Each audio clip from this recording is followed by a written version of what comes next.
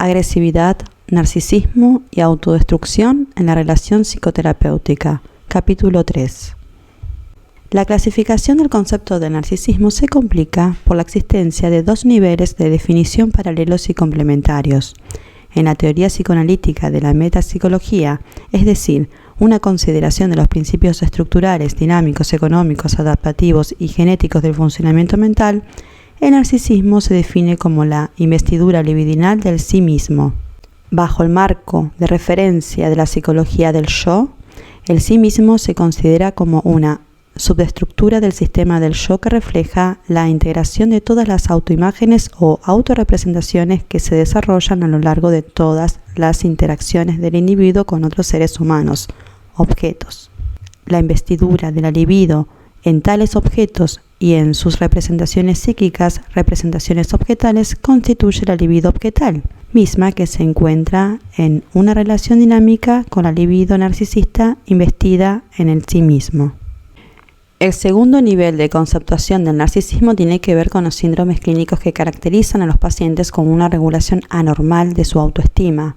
La autoestima o la autoconsideración por lo general fluctúa dependiendo de qué tan satisfactorias o frustrantes son las relaciones con nosotros y de la evaluación de las distancias entre las metas y aspiraciones propias y los propios logros. Más allá de estas observaciones prácticas se encuentran las complejas relaciones entre la autoestima, los afectos o estados de ánimo predominantes, el grado en que las diversas autorrepresentaciones están integradas o disociadas y las vicisitudes de las relaciones objetales internalizadas, las relaciones recíprocas entre las autorrepresentaciones y las representaciones objetales. La primera conceptuación, que es más difícil, proporciona los modelos de funcionamiento psíquico inconsciente que explica los fenómenos clínicos estudiados. El análisis metapsicológico postula que la regulación de la autoestima depende de las presiones que el superyo ejerce sobre el yo. Mientras más excesiva sea la moralidad infantil, demandas inconscientes de perfeccionismo y prohibiciones, menor será la autoestima. Tal disminución de la autoestima reflejaría un predominio de la agresión autodirigida, proveniente del superyo, por encima de la investidura libidinal del sí mismo. Una autoestima disminuida también puede deberse a una falta de satisfacción de las necesidades de naturaleza tanto libidinal como agresiva, lo cual se refleja en esfuerzos dependientes sexuales y agresivos.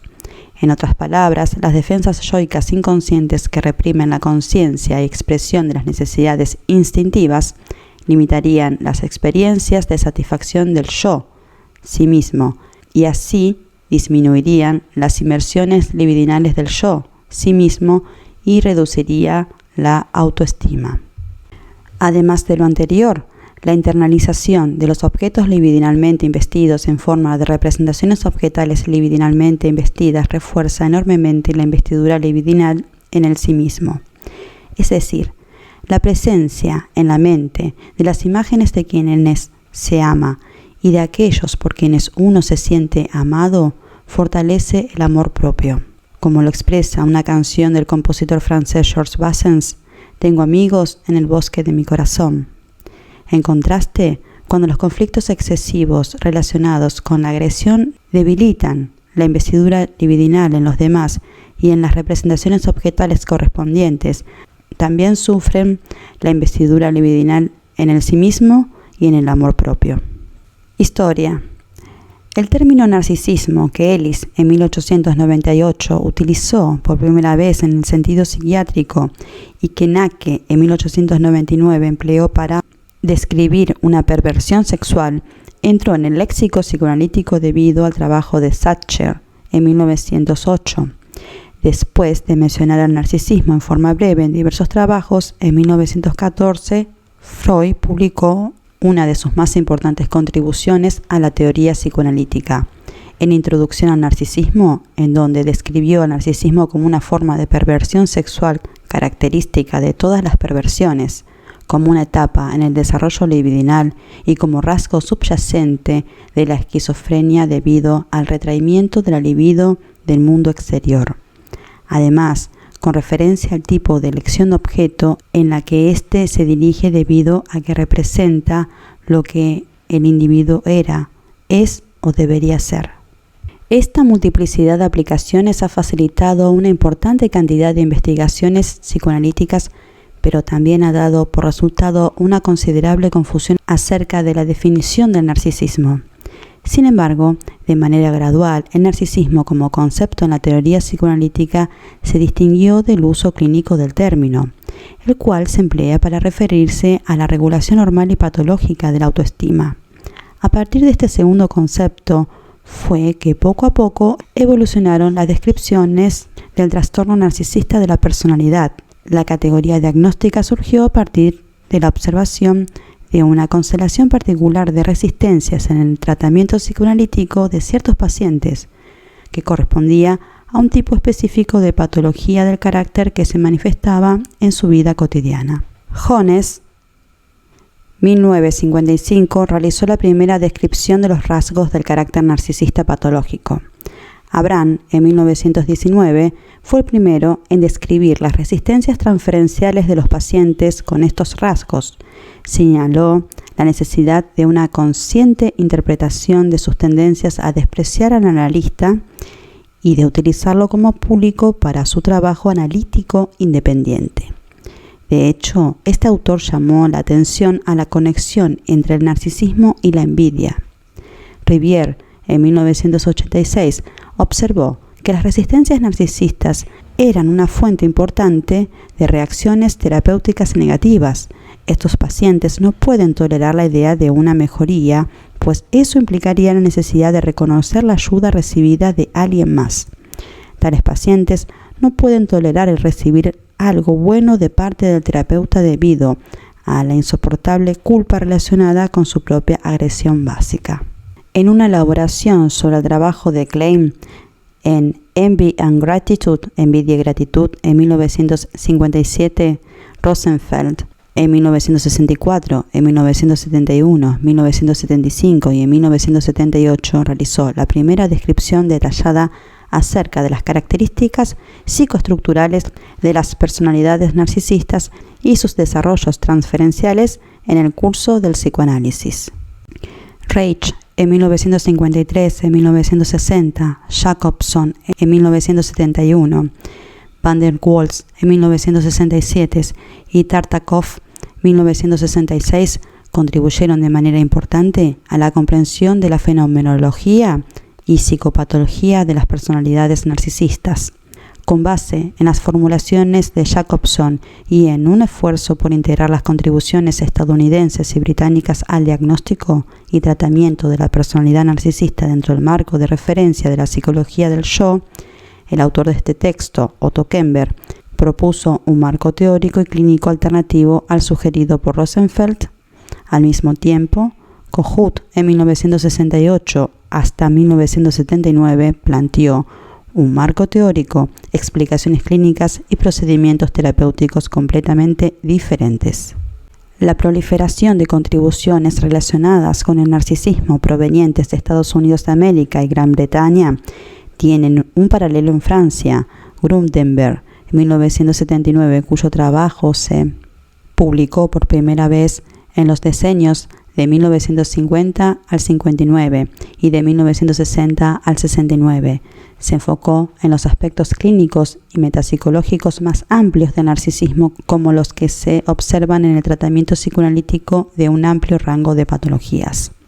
Pulver, 1970, esclareció esta confusa expansión del concepto de narcisismo. Las contribuciones más recientes al estudio de la personalidad narcisista y del tratamiento psicoanalítico de estos pacientes provienen de Model, 1976, Volcam, 1973, 1979 y Bach, 1977 a 1977. Akhtar y Thompson, 1982, proporcionaron un análisis de bases amplias del trastorno narcisista de la personalidad y de su relación con la definición del DSM-3 de este trastorno.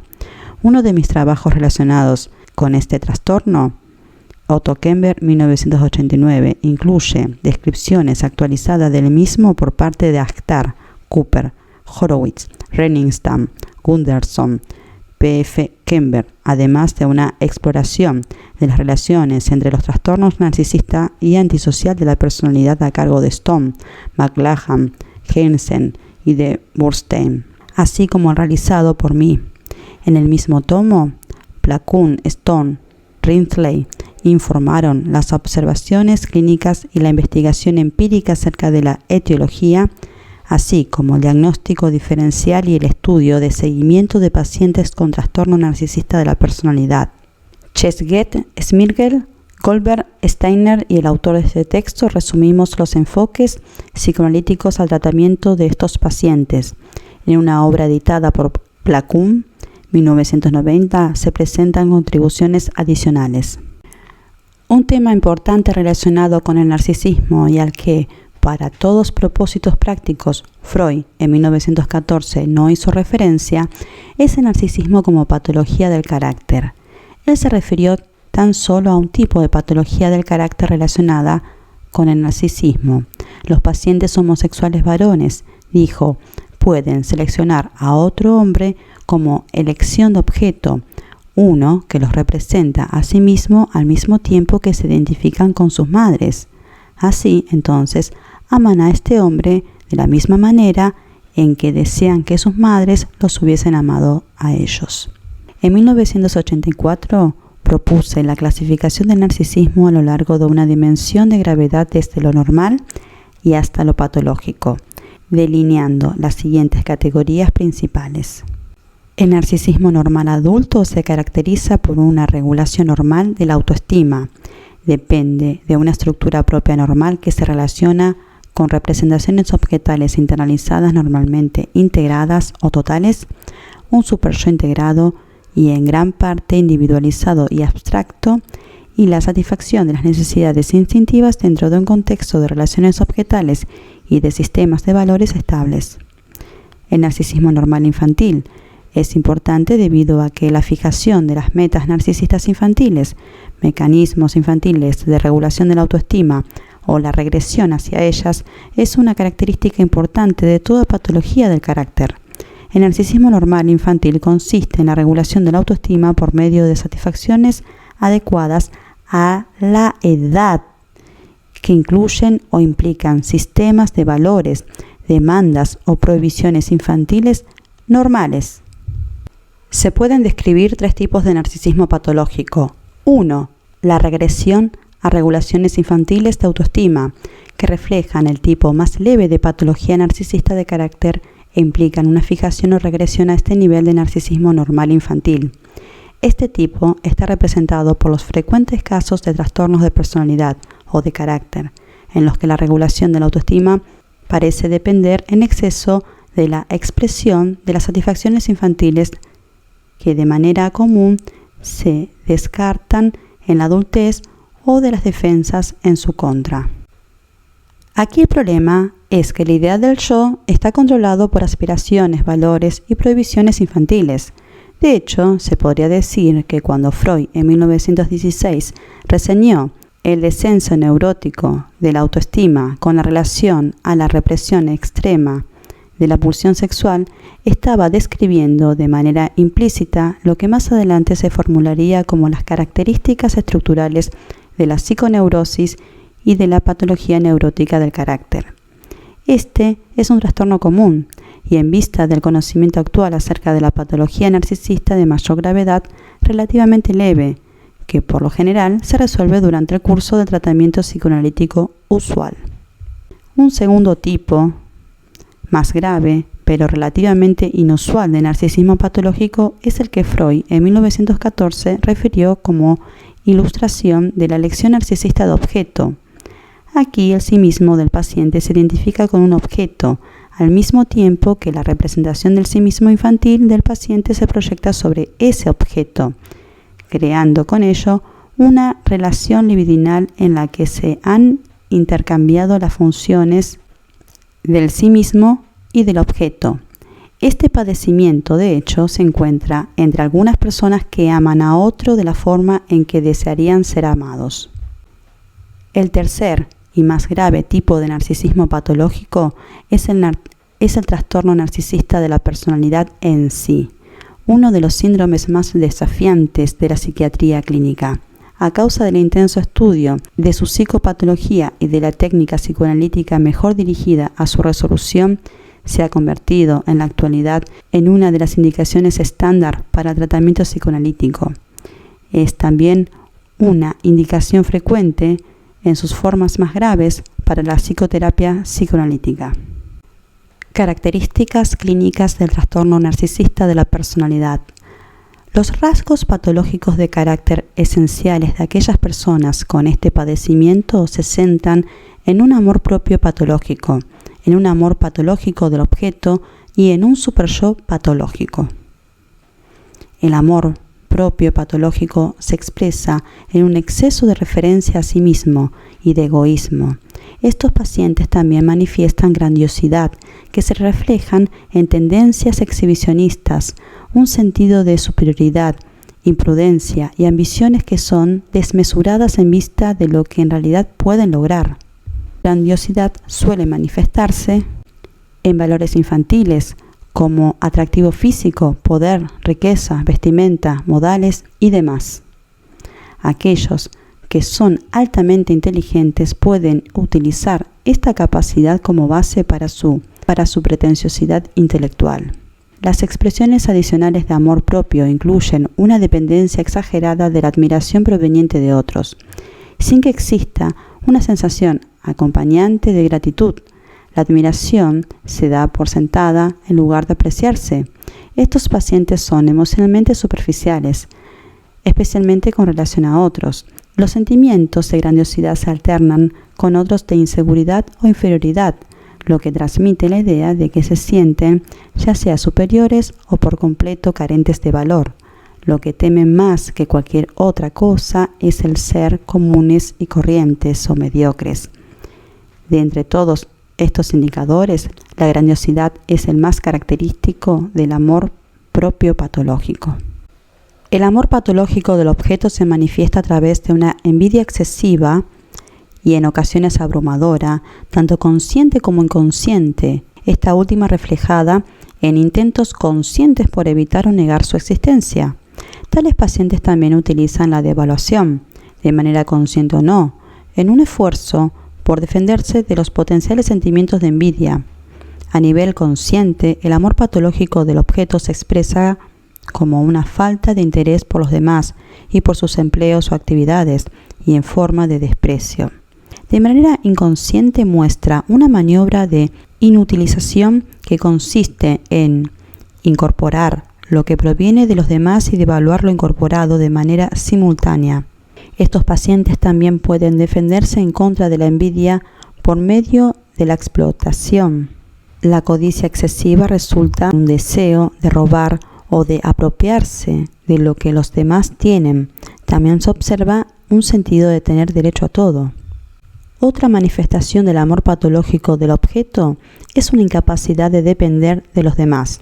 La idealización temporal de los demás se puede convertir en devaluación con rapidez, de modo que pareciera que, a nivel inconsciente, estos pacientes experimentan a las personas que los rodean primero como ídolos y después como enemigos o como insensatos.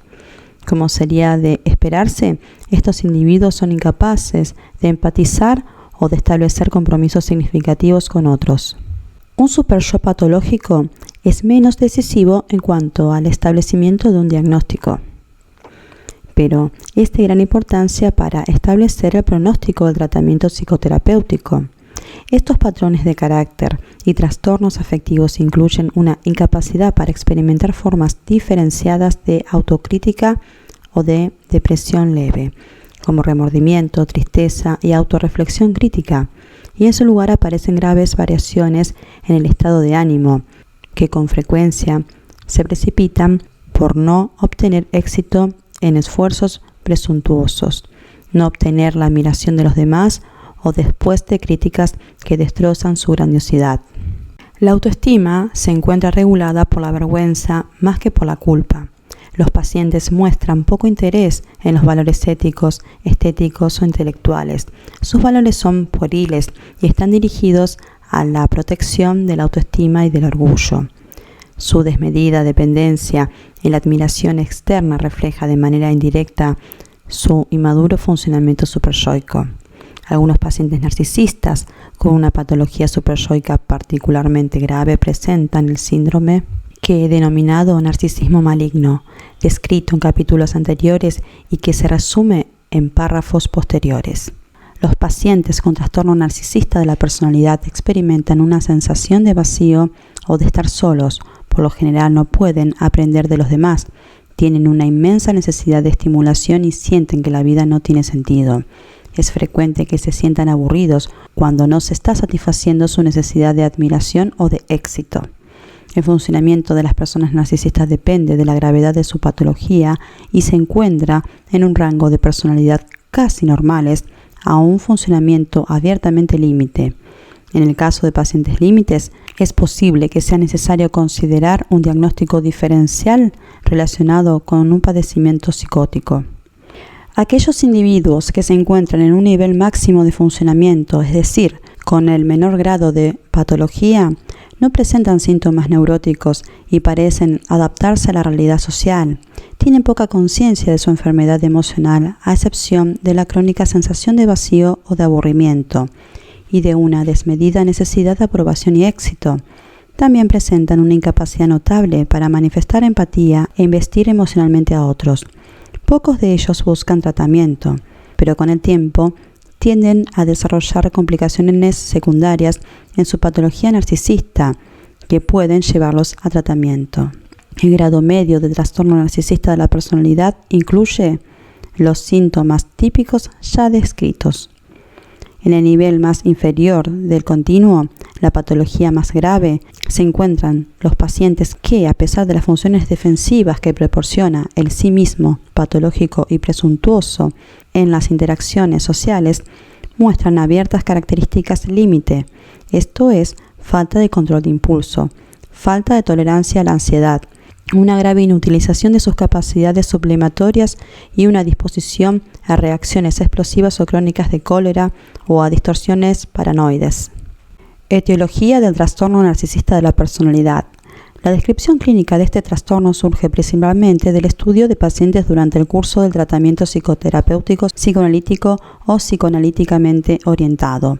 Todas las teorías propuestas por Rosenfeld y por mí, Kemper, señalan a la etiología esencialmente psicodinámica de estos trastornos y a la patología en regulación de autoestima como un asunto patogénico principal. Además, postulan la presencia de una estructura propia normal. Sin embargo, los tres enfoques difieren en cuanto al origen de esta patología estructurada propia y, en consecuencia, proponen técnicas psicoterapéuticas significativamente diferentes. Rosenfeld, en 1964, psicoanalista kleiniano, propone que los pacientes narcisistas se identifican con un primitivo objeto parcial, todo bueno, omnipotente e introyectado, por lo que se niega cualquier distinción entre el sí mismo y el objeto. Tal identificación permite a los pacientes negar cualquier necesidad de dependencia en un objeto externo originalmente bueno. La dependencia implicaría la necesidad de este objeto amado y potencialmente frustrante, a quien también se odia de manera intensa, sentimiento que toma la forma de envidia. Rosenfeld, siguiendo a Klein, en 1957, supone que la envidia es una expresión intrapsíquica primaria del instinto de muerte, la manifestación más temprana de la agresión en el terreno de las relaciones objetales. Las relaciones objetales narcisistas le permiten al individuo evitar los sentimientos agresivos ocasionados por la frustración y por cualquier conciencia de envidia. Rosenfeld, 1971, también describió: tal identificación permite a los pacientes negar cualquier necesidad de dependencia en un objeto externo originalmente bueno. La dependencia implicaría la necesidad de este objeto amado y potencialmente frustrante, a quien también se odia de manera intensa, sentimiento que toma la forma de envidia. Rosenfeld, siguiendo a Klein, 1957, supone que la envidia es una expresión intrapsíquica primaria del instinto de muerte, la manifestación más temprana de la agresión en el terreno de las relaciones objetales. Las relaciones objetales narcisistas le permiten al individuo evitar los sentimientos agresivos ocasionados por la frustración y por cualquier conciencia de envidia. Rosenfeld, en 1971, también describió las complicaciones que nacen dentro de estas estructuras de personalidad cuando la idealización propia se ve contaminada por una idealización de las partes agresivas del sí mismo. La infiltración de la agresión primitiva en el sí mismo enfurecido y patológico da por resultado una autodestructividad violenta. En casos extremos, tales pacientes se sienten seguros y triunfantes solo cuando han destruido a todos los demás y en particular cuando han frustrado los esfuerzos de quienes los aman. Rosenfeld, en 1975, pensó que esta necesidad era responsable de las formas más graves de reacción terapéutica negativa. El sí mismo presuntuoso y patológico de estos pacientes refleja una resistencia al tratamiento más primitiva e intratable que los sentimientos de culpa inconsciente que nacen de un super-yo sádico y que son característicos de las formas más leves de la reacción terapéutica negativa. Rosenfeld, 1975, pensó que esta necesidad era responsable de las formas más graves de reacción terapéutica negativa. El sí mismo presuntuoso y patológico de estos pacientes refleja una resistencia al tratamiento más primitiva e intratable que los sentimientos de culpa inconsciente que nacen de un super-yo sádico y que son característicos de las formas más leves de la reacción terapéutica negativa. Kohut, en 1971-1977, arguía que existe un grupo de pacientes cuya patología se encuentra en un punto intermedio entre la psicosis y los padecimientos límite, por una parte, y entre la psiconeurosis y los trastornos más leves del carácter, por la otra.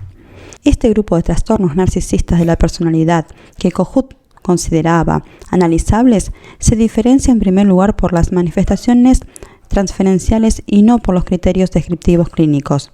Kohut diagnosticaba los trastornos narcisistas de la personalidad dentro de la situación psicoanalítica por medio del reconocimiento del desarrollo de los tipos de transferencia, la idealización y el reflejo de espejo.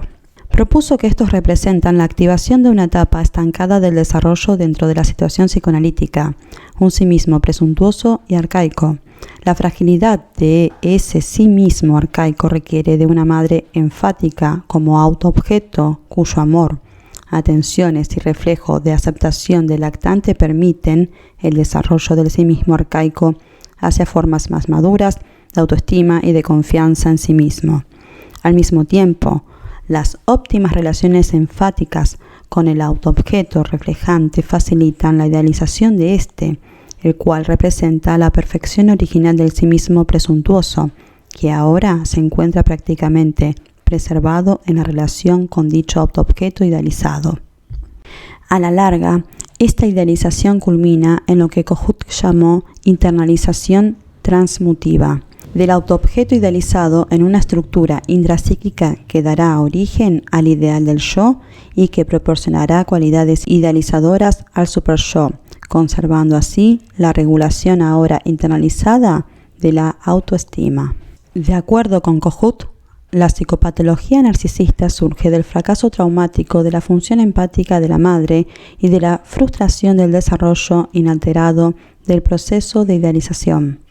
Estos fracasos traumáticos acarrean un estancamiento en el desarrollo a nivel del sí mismo presuntuoso infantil y arcaico y una búsqueda interminable del autoobjeto idealizado que se necesita para completar la formación estructural, todo lo cual se ve reflejado en las transferencias narcisistas ya mencionadas.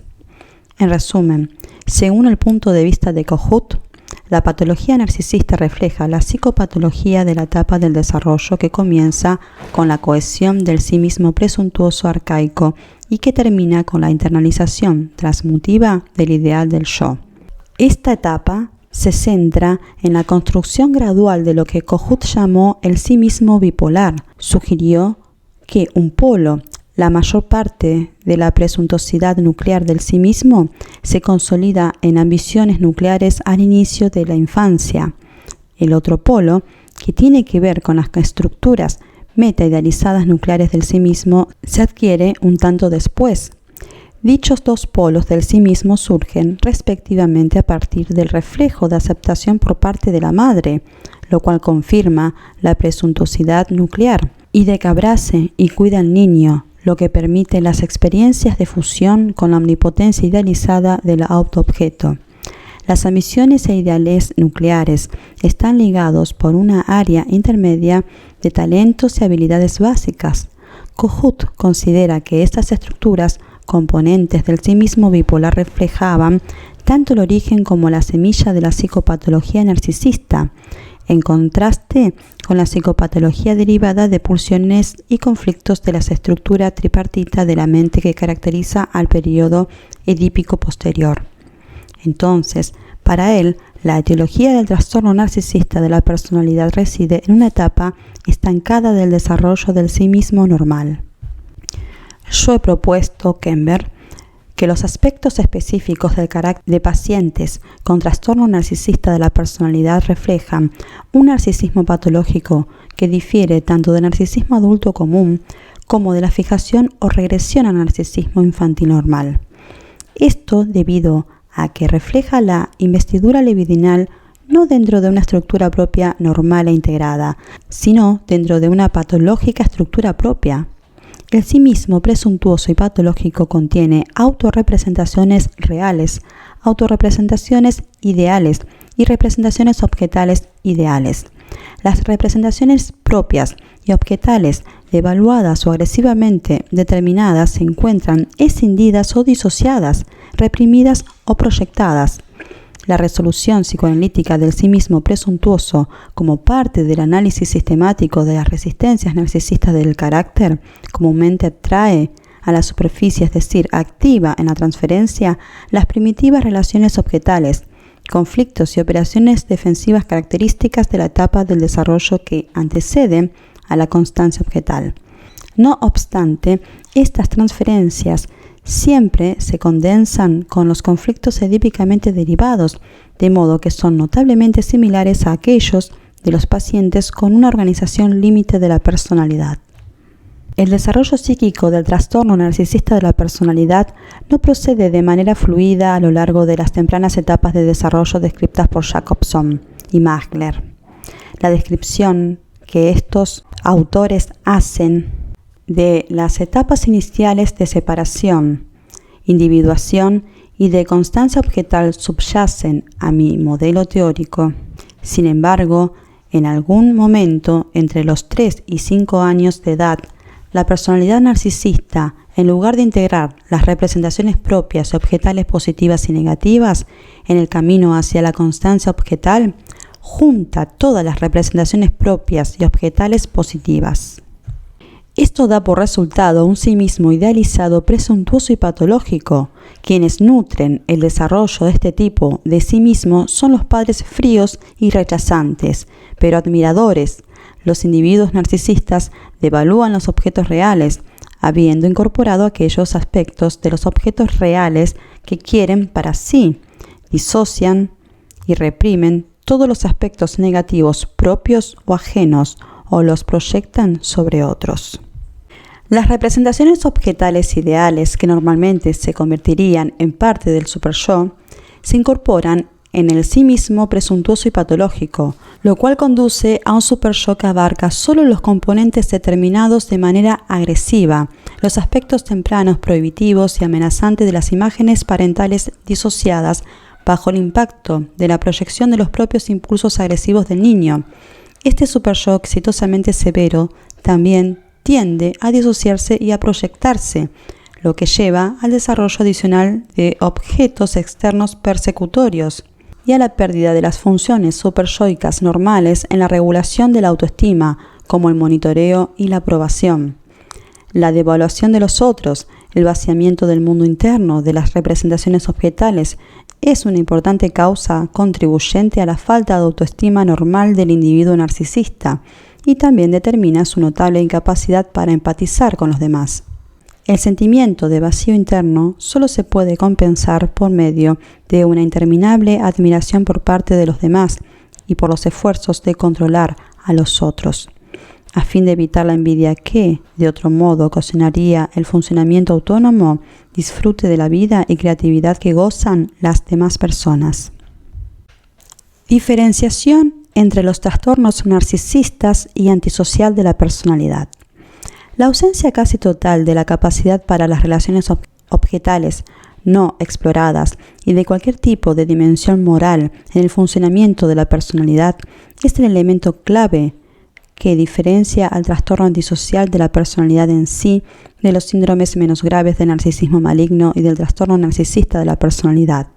Los aspectos antisociales de este último pueden ir desde una falta de honradez leve hasta un trastorno antisocial de la personalidad consumado, lo que sugiere que la personalidad antisocial puede ser considerada como una personalidad narcisista con una patología superyoica adicional. A continuación se encuentra una clasificación en orden de menor a mayor gravedad de los trastornos de la personalidad en los que predominan características antisociales. Trastorno antisocial de la personalidad. En cualquier paciente que presente conductas antisociales es de utilidad descartar, de primera instancia, un diagnóstico de personalidad antisocial en sí. Por esta razón, se investiga de manera sistemática la presencia potencial de conductas antisociales en todos los pacientes con trastorno narcisista de la personalidad. Es común que los pacientes con trastorno antisocial de la personalidad presenten un trastorno narcisista de la personalidad con los síntomas ya descritos. El trastorno antisocial de la personalidad propiamente dicho implica una patología superyoica aún más grave que el trastorno narcisista de la personalidad e incluye conductas como mentira, robo, falsificación, estafa y prostitución, todas las cuales son características del tipo predominantemente pasivo parásito, en tanto que los ataques físicos, el asesinato y el robo a mano armada son características del tipo agresivo. En otras palabras, la orientación conductualmente agresiva, sádica y normalmente paranoide de algunos pacientes con trastorno antisocial de la personalidad se distingue desde el punto de vista clínico de la conducta pasiva, explotadora y parásita de otros. La conducta antisocial pasiva y agresiva, como parte del trastorno narcisista de la personalidad, se distingue del trastorno antisocial de la personalidad en sí en cuanto a la capacidad de sentir culpa y remordimiento. Aún después de que se les confronta con las consecuencias de sus conductas y a pesar de sus profusas protestas de arrepentimiento, las personas con trastorno antisocial de la personalidad no cambian su conducta hacia quienes han atacado o explotado, ni muestran ningún tipo de preocupación espontánea relacionada con esta ausencia de cambio.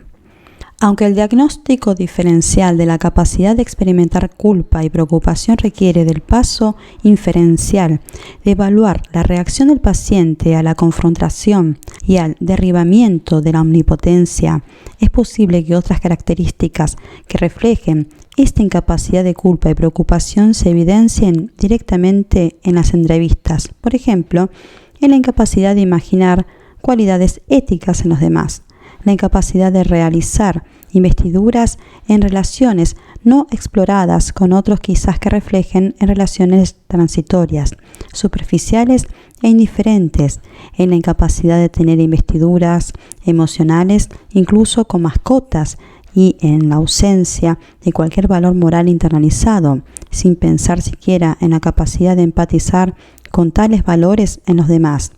El deterioro de la experiencia afectiva de estos pacientes se expresa en su incapacidad para tolerar cualquier incremento de ansiedad sin desarrollar síntomas adicionales o conductas patológicas, o para experimentar una depresión sin tristeza reflexiva, así como para enamorarse o experimentar cualquier tipo de ternura dentro de las relaciones sexuales.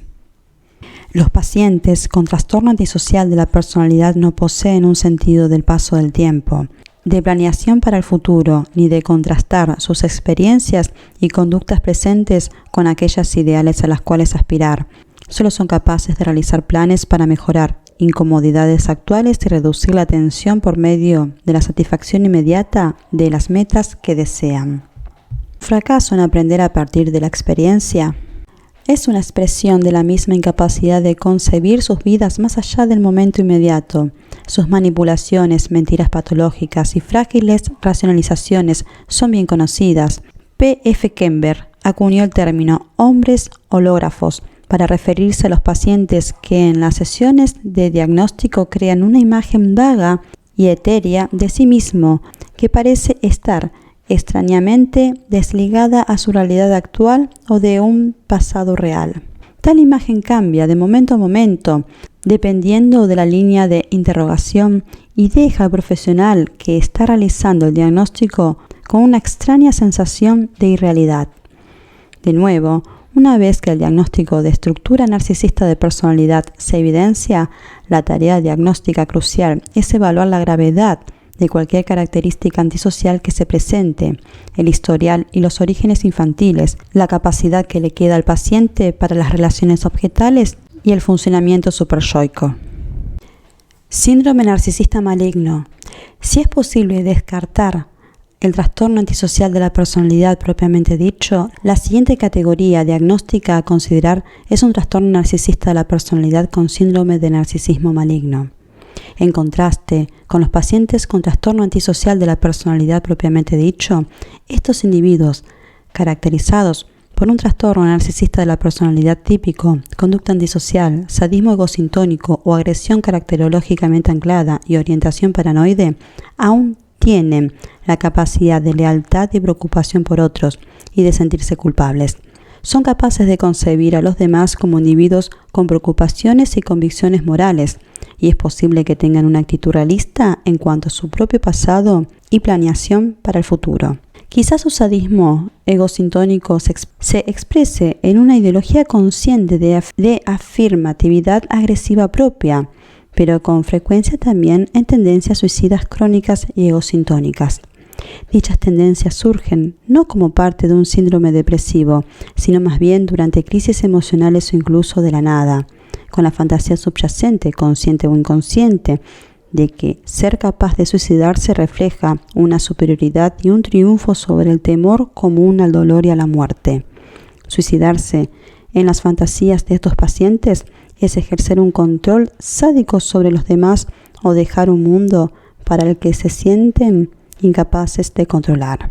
La orientación paranoide de estos pacientes, que en sentido psicodinámico reflejan la proyección sobre los demás de precursores superyoicos sádicos no integrados, se pone de manifiesto en su experiencia exagerada de los demás como ídolos, enemigos o incautos.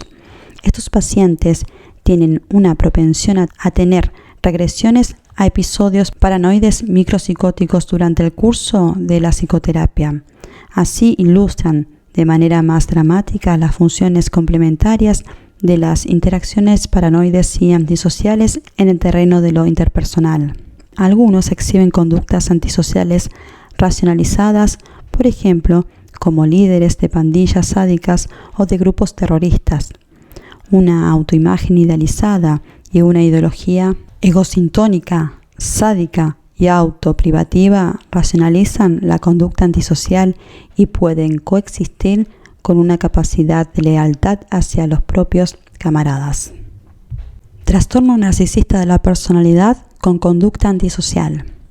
Es posible que los pacientes con trastorno narcisista de la personalidad presenten varias conductas antisociales, principalmente del tipo pasivo parasitario, y que exhiban remanentes de conducta moral autónoma en algunas áreas y de despiadada explotación en otras.